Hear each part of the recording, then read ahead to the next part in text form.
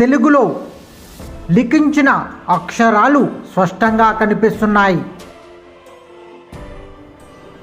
ఎలగందల్ కోట విదేశీ కోటలను పోలి ఉండడం విశేషం. అయితే పూర్వం ఇక్కడ కందులు బాగా పండించేవారంట.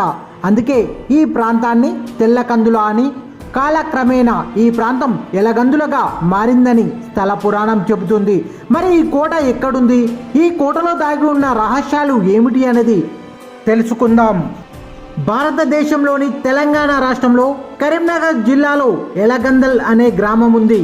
ఈ గ్రామం కరీంనగర్కు 16 కిలోమీటర్ల దూరంలో కామారెడ్డి రోడ్డు మార్గంలో మానేరు నది తీరంలో ఉన్న చారిత్రాత్మక గ్రామం.